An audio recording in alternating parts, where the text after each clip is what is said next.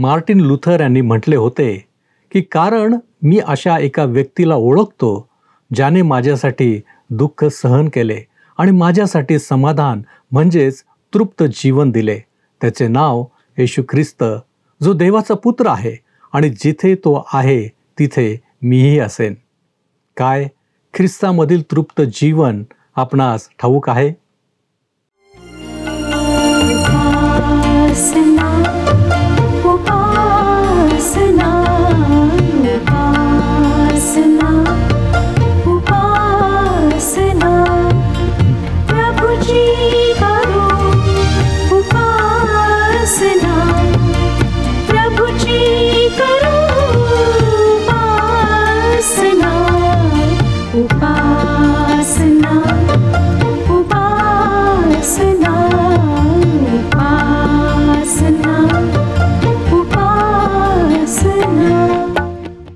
आम्हावर प्रीती करणाऱ्या आपल्या जिवंत परमेश्वराच्या पवित्र नावात आपणास सलाम.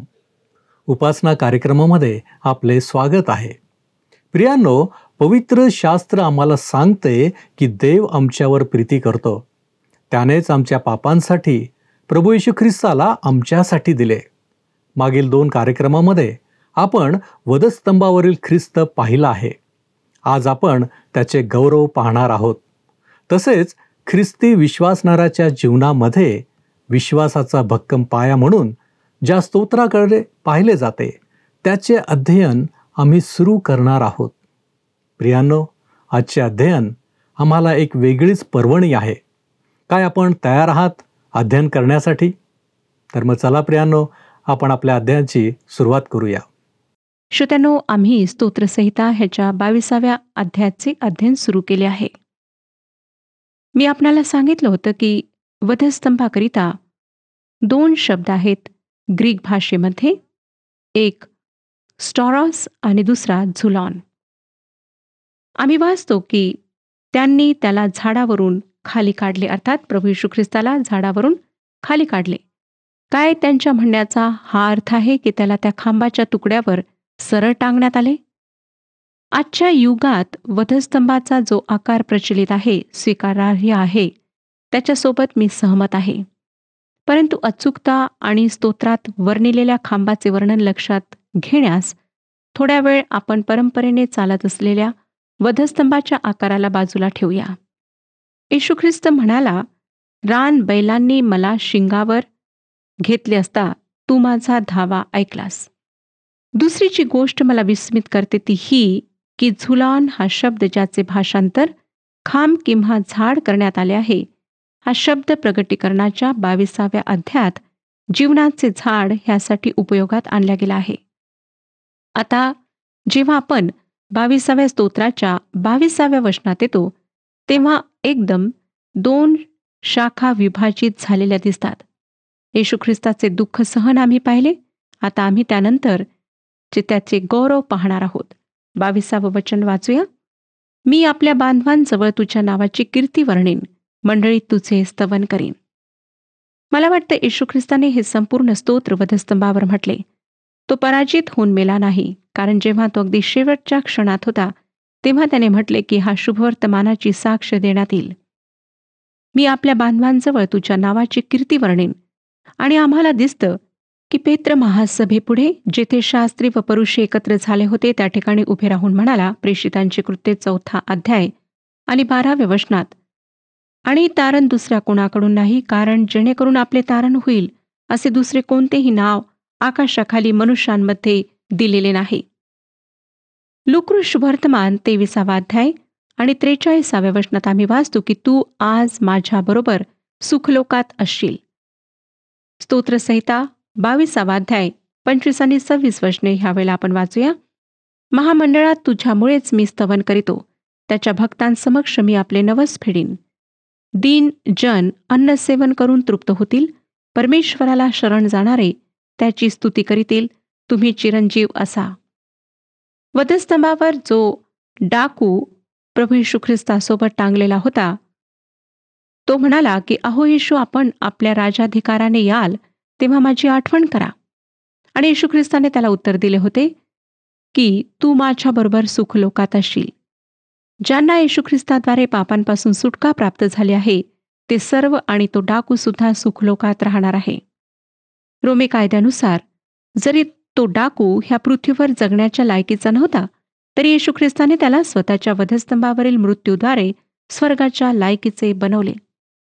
आता श्रोत्यांनो, योहान शुभवर्तमान 19 अध्याय आणि 30 वचनात आम्हाला पूर्ण झाले आहे हे येशू ख्रिस्ताने वधस्तंभावर उच्चारलेले शेवटले वाक्य वाचायला मिळते. 22 अध्याय, स्तोत्रसंहिता 22 अध्याय आणि 31 वचन आम्हाला सांगतं, तेही येऊन भावी पिढीला त्याचे न्यायत्व कळवितील, त्यानेच हे सिद्धीस नेले असे म्हणतील. भावी पिढी अर्थात ज्यामध्ये तुमचा आणि माझा समावेश आहे, ते त्याचे न्यायत्व कळवितील. तुमचे न्यायत्व नाही, कारण परमेश्वर म्हणतो ते त्याच्या दृष्टीने घाणेरड्या चिन्हांप्रमाणे आहे. मग ते त्याचे न्यायत्व कसे कळवतील की त्याने हे सिद्धीस नेले? काही लोक असे भाषांतर करतील, पूर्ण झाले आहे जे शेवटले वाक्य वधस्तंभावरून येशू ख्रिस्त बोलला. जेव्हा तो हे वाक्य बोलला तेव्हा फक्त एकच शब्द तो बोलला, तो म्हणजे टेटलेस्टाय, पूर्ण झाले. श्रोत्यांनो, सुटकेचे कार्य पूर्ण झाले आहे. तुमची आणि माझी पापांपासून सुटका पूर्णपणे झालेली आहे आणि त्यात तो सर्व काही गुंडाळून आम्हाला देतो. त्याची इच्छा नाही की आम्ही स्वतः काही करावे. आमच्या प्रयत्नांची, कुठल्याही गोष्टीची त्याला आवश्यकता नाही. जेव्हा येशू ख्रिस्त वधस्तंभावर मेला तेव्हा त्याने ते न्यायत्व, ती नीतिमत्ता आम्हाला उपलब्ध करून दिली, जी जिवंत देवाला संतोषू शकेल. फक्त तो आपणाला एकच गोष्ट करण्यास सांगत आहे, ती म्हणजे आपण परमेश्वराद्वारे देण्यात आलेला हा उपहार स्वीकारावा, ज्यात येशू ख्रिस्तामध्ये आमच्याकरिता सार्वकालिक जीवन आहे. जर आपण तो उपहार स्वीकाराल तर आपले अनंतकाळचे जीवन स्वर्गामध्ये व्यतीत होईल, आणि जर अस्वीकाराल तर परमेश्वर आपणाशी तशाच प्रकारे वर्तेल ज्या प्रकारे तो स्वतःच्या एकुलत्या एका पुत्राशी वर्तला होता, जेव्हा तो आरोळी मारून म्हणाला, माझ्या देवा, तू माझा त्याग का केलास? ह्या ठिकाणी नरकातल्या अग्नीचे तापमान किती असेल ह्याविषयी मी वादविवाद करणार नाही. ज्या व्यक्तीला परमेश्वराने त्यागले आहे त्या व्यक्तीकरिता तो नरक ठेवलेला आहे. आज निर्णय तुमच्या हातात आहे. तुम्ही ख्रिस्ताला स्वीकारून स्वर्गाचे वारीस बनू शकता. ख्रिस्ताचा अस्वीकार करून आपण नरकाचे वारीस बनू शकता. स्तोत्रसंहिता 22 अध्याय आमच्या तारणाऱ्याच्या हृदयातील भावना प्रगट करतो. जेव्हा तो आमच्या जागी पाप होऊन बलिदान झाला, त्याने ते विजयाने पूर्ण केले. तो आम्हाला पूर्ण झालेले तारण, पापापासूनची सुटका देतो. आम्ही त्याकरिता योग्य नाही. आम्ही ते स्वतःच्या सामर्थ्यावर कमवू शकत नाही, विकत घेऊ शकत नाही, पण एका उपहाराच्या रूपात प्राप्त करू शकतो. श्रोत्यांनो, जवळपास 2000 वर्षांपूर्वी आम्हाला पापाच्या भयंकर दंडापासून वाचविण्याकरिता जे काही आवश्यक होते ते प्रभू येशू ख्रिस्ताने ह्या जगात येऊन पूर्ण केले. मानवाच्या मुक्तीचे कार्य येशू ख्रिस्ताने सिद्धीस नेले. त्याने तो लज्जास्पद मृत्यू महाविजयामध्ये बदलून टाकला. त्या मृत्यूने त्याने 2 गोष्टी साधल्या. एक, मानवाची पापापासून मुक्ती, आणि दुसरी, त्याचा मृत्यूवर विजय, म्हणजे ख्रिस्ताद्वारे सार्वकालिक जीवन. आणि या परिपूर्ण अशा दानासोबत, देणगीसोबत त्याने इतरही सर्व आध्यात्मिक आशीर्वाद आम्हाला दिलेले आहेत. तुम्ही कष्ट करून, पैसा देऊन, सत्कृत्य करून स्वतःचे तारण साधू शकत नाही.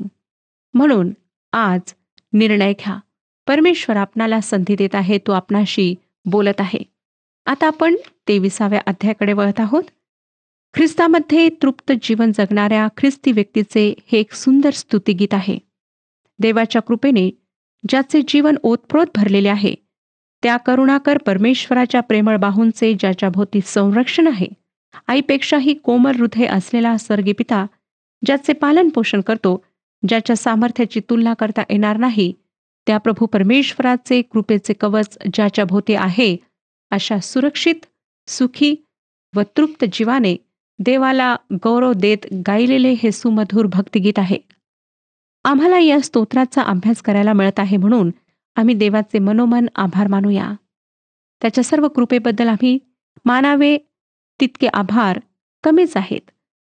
22, 23 आणि 24 ह्या 3 स्तोत्रांना मेंढपाळाची स्तोत्रे असे म्हटल्या जाते. आणि या तिन्ही स्तोत्रांमध्ये येशू ख्रिस्ताचे चित्र रेखाटण्यात आले आहे. 22व्या स्तोत्रामध्ये येशू ख्रिस्त उत्तम मेंढपाळाच्या रूपामध्ये आम्हाला दिसतो. योहानाच्या 10व्या अध्यायातील 11व्या वचनामध्ये येशू ख्रिस्त म्हणाला, योहानकृत शुभवर्तमान 10वा अध्याय आणि 11वे वचन, मी चांगला मेंढपाळ आहे व चांगला मेंढपाळ आपल्या मेंढरांसाठी जीवही देतो. आणि 22व्या स्तोत्राचा अभ्यास करताना आपण पाहिले की या चांगल्या मेंढपाळाने आपल्या बहकलेल्या मेंढरांना आपल्याजवळ आणण्यासाठी कोणकोणत्या संकटांना पार केले व आपला जीव कशा प्रकारे अर्पण केला. आता 23व्या स्तोत्रामध्ये आपण त्याला एक महान मेंढपाळ म्हणून पाहणार आहोत.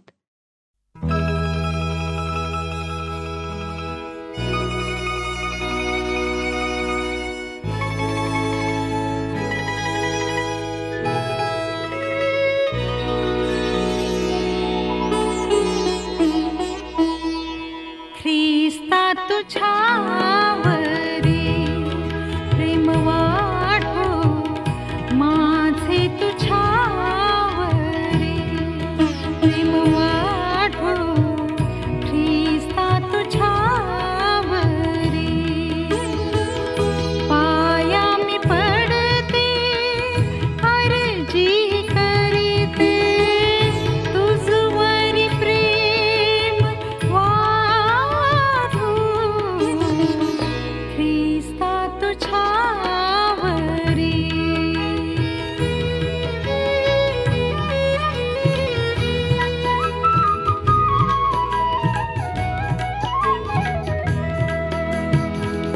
लौकिक मी सुखी दंग मागे, आता तुझ्या मुखी दृष्टी लागे.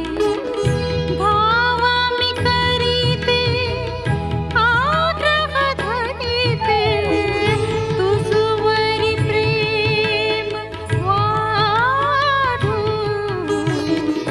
ख्रिस्ता तुझ्यावरी.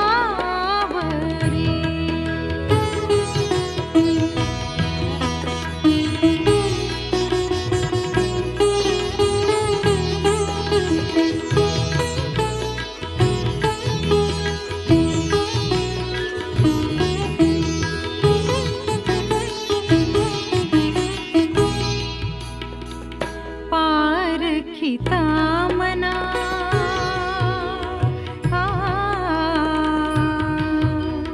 ओ,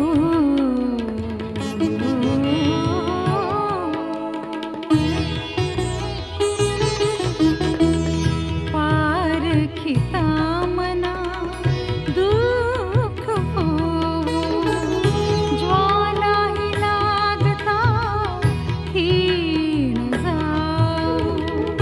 अग्नीत पोळता मी मने सर्वथा तुझवरी प्रेम वाढो ख्रिस्ता तुझ्यावरी प्रेम वाढो माझे, तुझ्यावरी प्रेम वाढो ख्रिस्ता तुझ्यावरी. पाया मी पडते अर्जी करीते तुझवरी प्रेम वाढो ख्रिस्ता तुझ्यावरी प्रेम वाढो ख्रिस्ता तुझ्यावरी.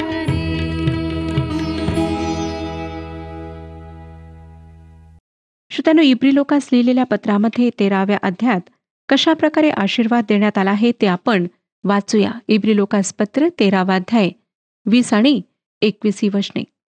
आता ज्या शांतीच्या देवाने सर्व काळच्या कराराच्या रक्ताने मेंढराचा महान मेंढपाळ आपला प्रभू येशू याला मेलेल्यातून माघारी आणले, तो देव आपल्या दृष्टीने जे आवडते ते आपणामध्ये येशू ख्रिस्ताच्या द्वारे करो व आपल्या इच्छेप्रमाणे वागण्यास तुम्हास प्रत्येक कामास सिद्ध करो. त्याला युगानुयुग गौरव असो. आमेन.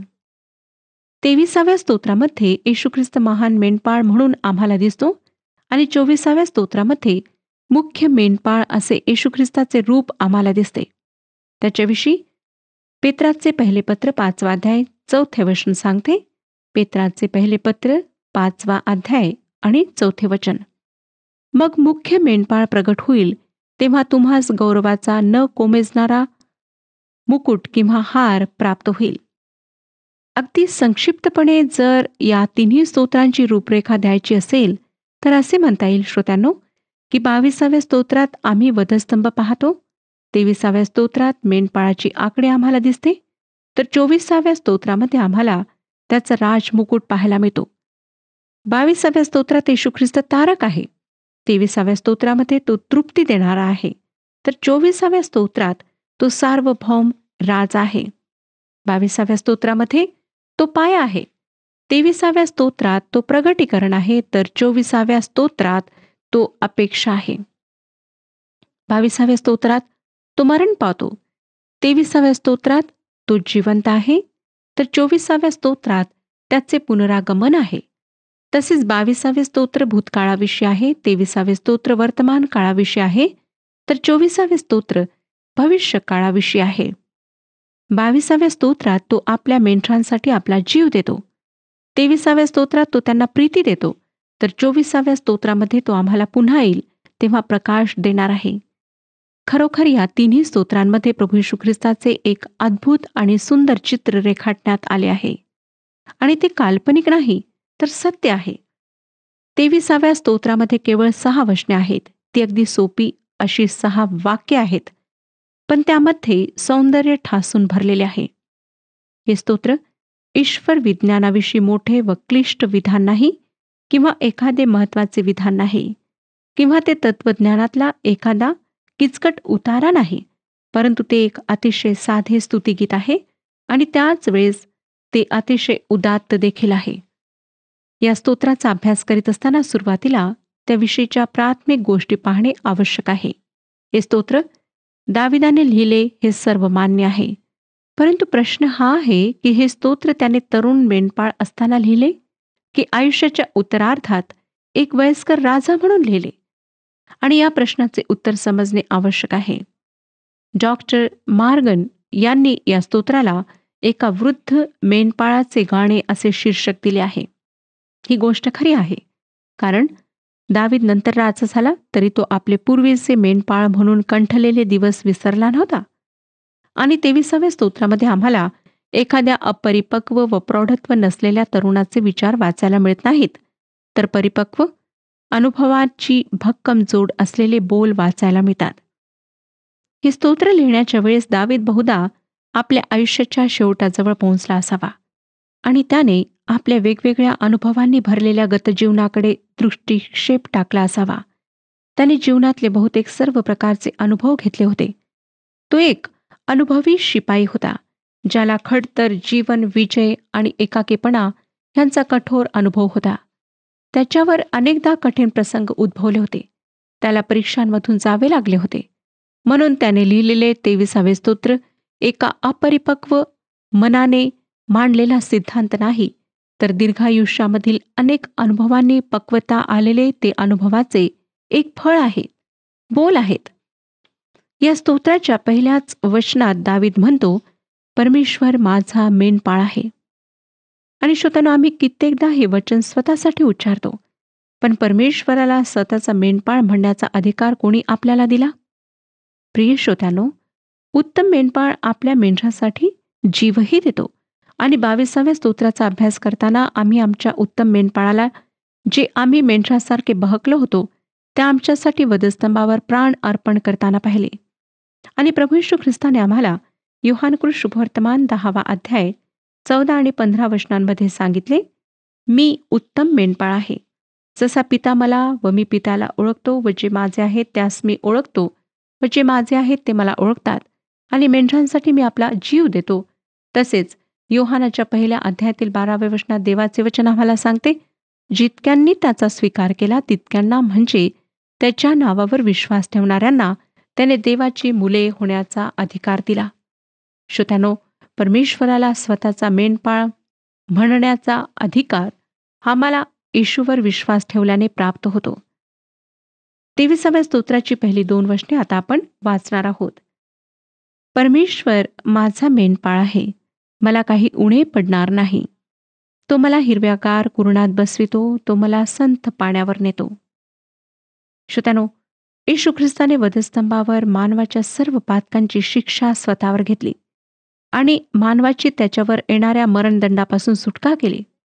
त्याच्या या महान कार्यावर, त्याच्या मृत्यूवर आणि पुनरुत्थानावर विश्वास ठेवल्याने आम्ही त्याला माझा मेंढपाळ असे म्हणू शकतो. माझा मेंढपाळ, मला काही उणे पडणार नाही, तो मला हिरव्याचार कुरणात नेतो. ह्यावरून आम्हाला आढळतं की देव आणि मानवाचा आत्मा ह्यांच्या मधात दुसरे काहीच नाही. देवाशी अगदी सरळ व जवळचा संबंध ह्या ठिकाणी दर्शविण्यात आलेला आहे. दाविदाने असे म्हटले नाही की परमेश्वर माझा मेंढपाळ होईल. तो म्हणाला, परमेश्वर माझा मेंढपाळ आहे. त्याने ही गोष्ट जाहीर केली. मेंढरांविषयी तुम्हाला काही सांगण्याची मला गरज वाटत नाही. तुम्हाला माहीतच आहे की मेंढरे हट्टी, निर्बुद्ध आणि दुर्गंधी येणारी असतात. त्यांच्याविषयी खास असे काहीच नसते. आणि दाविदाला मेंढरांच्या सर्व सवयी व वागणे चांगल्या प्रकारे माहीत होते, कारण त्याने आपल्या किशोरावस्थेत त्यांचा प्रतिपाळ केला होता व प्रसंगी त्यांच्यासाठी आपला जीवही धोक्यात घातला होता. आणि असे असूनही तो स्वतःला मेंढराची उपमा देतो व परमेश्वराला तो स्वतःचा मेंढपाळ म्हणत आहे. श्रोत्यानो, दाविदाची प्रामाणिकता किती स्पष्ट आहे. घाणेरड्या मेंढरांप्रमाणे आपणही पापाची दुर्गंधी असणारे, हट्टी व निर्बुद्ध आहोत असे जणू तो कबूल करीत आहे. आणि आपण तसे असतानाही प्रभू परमेश्वर केवळ त्याच्या कृपेखातर आपल्यावर प्रीती करतो, आपले रक्षण करतो याची त्याला तीव्र जाणीव आहे. आणि मेंढरे ज्याप्रमाणे आपल्या निर्वाहासाठी, संरक्षणासाठी मेंढपाळावर सर्वस्वी अवलंबून असतात, तसेच आपणही परमेश्वरावर अवलंबून आहोत हे तो कबूल करतो. ही नुसती कबुलीच नाही, तर दाविदासाठी एक अभिमानास्पद गोष्ट आहे की परमेश्वर त्याचा मेंढपाळ आहे म्हणून त्याला काही उणे पडणार नाही.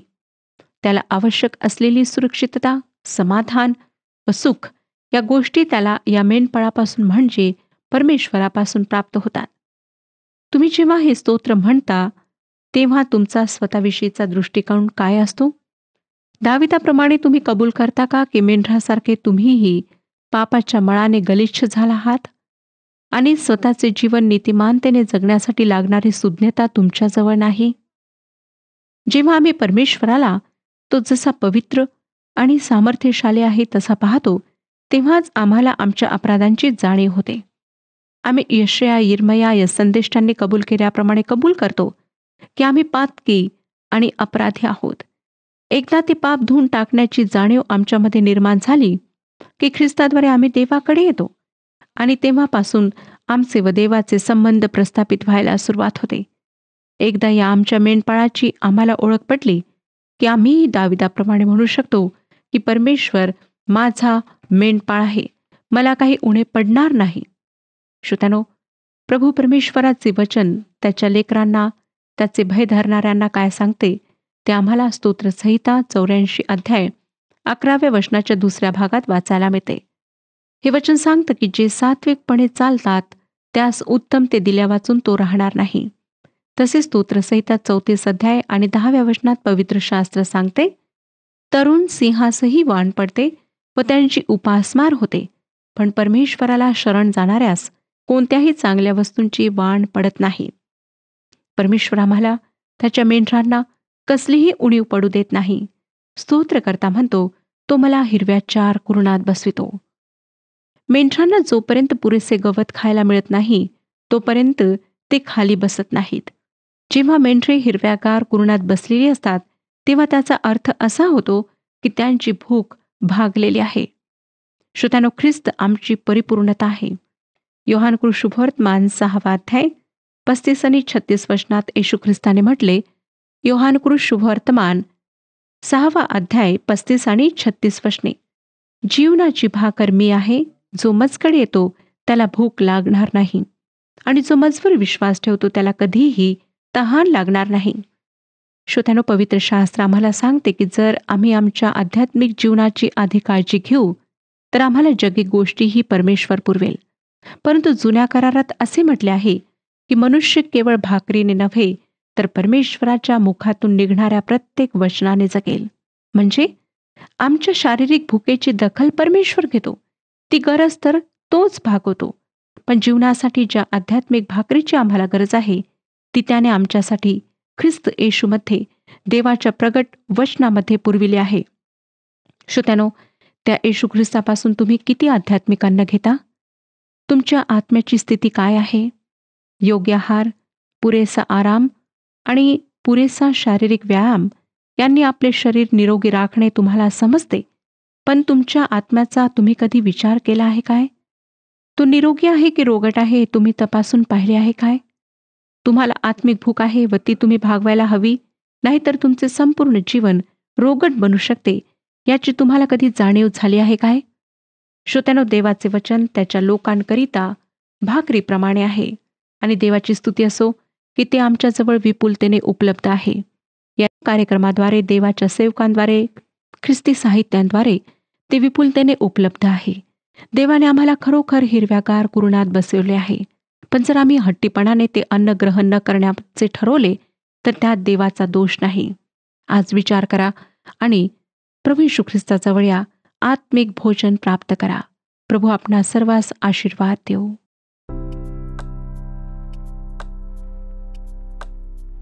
मागील प्रश्नाचे उत्तर आहे सी. मी तर कीटक आहे, मानव नव्हे, असे येशू ख्रिस्ताविषयी म्हणण्यात आले.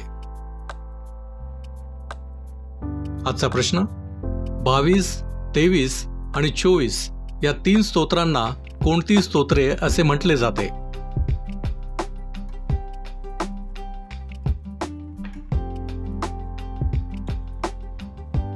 प्रियांनो, या प्रश्नाचे उत्तर उद्या सकाळी 6 वाजण्याच्या आधी पर्याय ए, बी, सी किंवा डी लिहून आपले नाव, पत्ता आणि ठिकाण यासोबत मोबाईल नंबर 7021474742 वर SMS किंवा व्हॉट्सअप करा.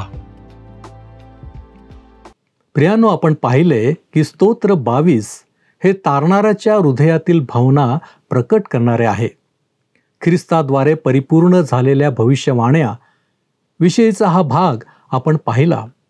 तसेच एका सुंदर तुलनेद्वारे आपण स्तोत्र 22, 23 आणि 24 यांचे महत्त्वही जाणले आहे. माझी खात्री आहे की आजचे अध्ययन आम्हा प्रत्येकासाठी आशीर्वादाचे झाले असणार. प्रियांनो, काय आपण वधस्तंभावरील ख्रिस्ताचे महत्त्व जाणले आहे?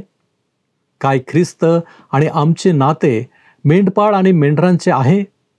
काय आम्हाला ख्रिस्तामधील तृप्त जीवन जगावे असे वाटते काय?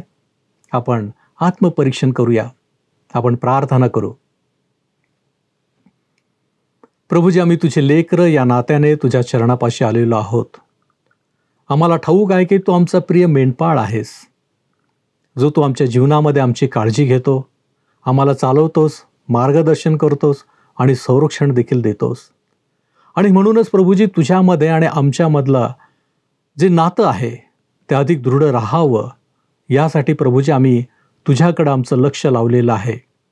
तू आम्हाला सहाय्य कर की जेणेकरून प्रभूजी हे नातं अधिक दृढ होत राहील आणि बापा तुझ्या इच्छा आमच्या जीवनाच्याद्वारे परिपूर्ण होत राहतील.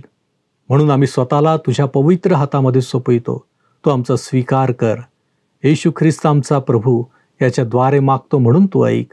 आमेन. मेंढरांचा महान मेंढपाळ आपला प्रभू येशू याची कृपा आपणाबरोबर सदैव असो.